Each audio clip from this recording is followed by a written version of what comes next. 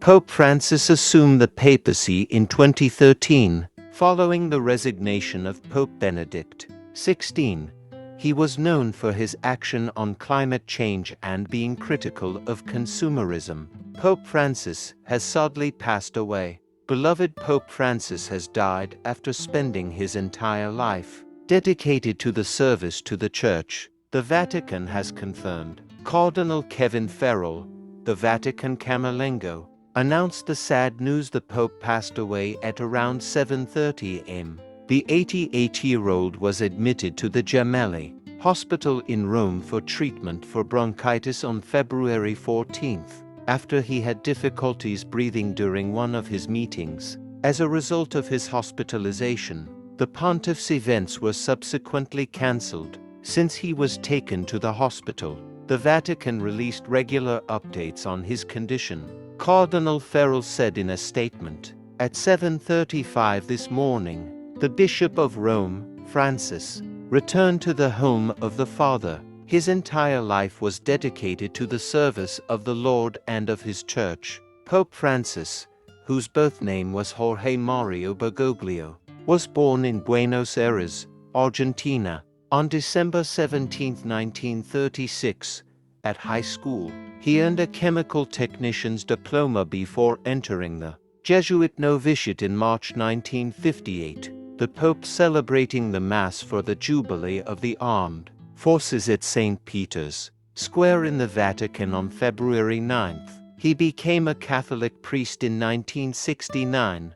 4 years later, he was appointed superior of the Jesuit province of Argentina. In 1992, Pope John Paul II, who was Pope from 1978 until his death in 2005, named him an auxiliary Bishop of Buenos Aires, and then in 1997, he was promoted to coadjutor archbishop. He became head of the archdiocese in 1998, and 3 years later, Pope John Paul II named him to the College of Cardinals. On March 13, 2013, he became Pope at the age of 76, succeeding Pope Benedict XVI, the first Pope in 600 years to resign from office. In his February 2013 announcement, Pope Benedict, who was 85, said the modern world was changing so quickly and profoundly that someone of his age and era was no longer suited to the papacy. Pope Francis visited the Italian island of Lampedusa and met a group of refugees in 2013. Bergoglio, the first Jesuit pope and the first to take the name Francis, was considered a modern pope, as he advocated for progressive issues and worked to reform the Catholic Church. Some of the issues he had at heart and addressed in his role as pontiff included climate change, human rights, immigration, modern slavery, and LGBTQ rights. He traveled widely across the world, mostly to areas where there are few Catholics and they feel marginalized. His first trip outside of Rome was to the Italian island of Lampedusa, off the coast of Tunisia, which is considered the gateway to Europe for hundreds of thousands of migrants making the perilous sea, crossing on the Mediterranean Sea. During his visit, Francis attacked what he described as the globalization of indifference that leads to tragedies like the deaths of refugees who perish while seeking a better future. The Pope also promoted outreach to other religions and pushed for the Church to improve its dialogue with Islam. He said, "Sincere and respectful dialogue between Christians and Muslims is a duty for us who want to obey the will of God." Indigenous representatives greet Pope Francis in Santa Cruz, Bolivia, in July 2015, with his critique of capitalism and his staunch environmentalism. Francis angered many conservatives inside and outside the Catholic Church. During a visit to Bolivia in 2015, he gave a speech saying that behind the harm being done to the environment is what he called the dung of the devil, the unfettered pursuit of money. The Pope said, "Once capital becomes an idol and guides people's decisions, Once greed for money presides over the entire socio-economic system, it ruins society. It sets people against one another. It even puts at risk our common home, our sister Mother Earth. While visiting Mexico, he famously prayed at the US border.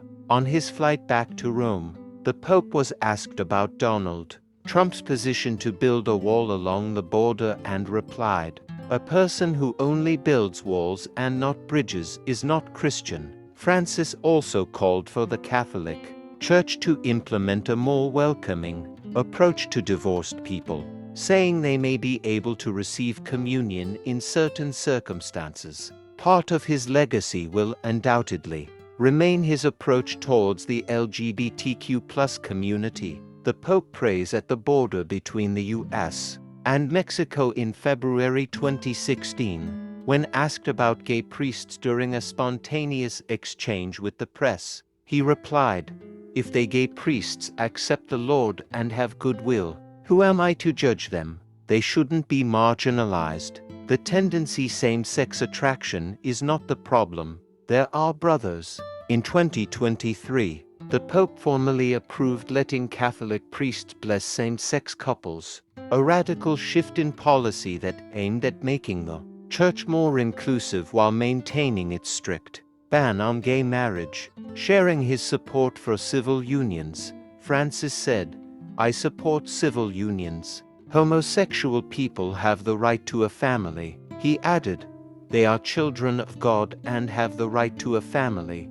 No one should be ousted or made miserable because of this." Before his health took a turn for the worse, Pope Francis issued a rebuke of U.S. Vice President J.D. Vance's characterization of ordo amoris, the theological concept relating to love used by Vance to justify Trump's migrant policy, including mass deportations. His pushback caused fury from the White House, raising the prospect of a highly politicized succession battle following the Pope's death. Pope Francis also sent a message of support to Ukraine from his hospital bed, as he delivered his regular Sunday message. In the message, shared by the Vatican, he also thanked his doctors for their care and well wishes for their prayers, and in a poignant reference to Ukraine, following U.S. President Donald Trump's bust-up with Ukraine's President Volodymyr Zelensky in the Oval Office,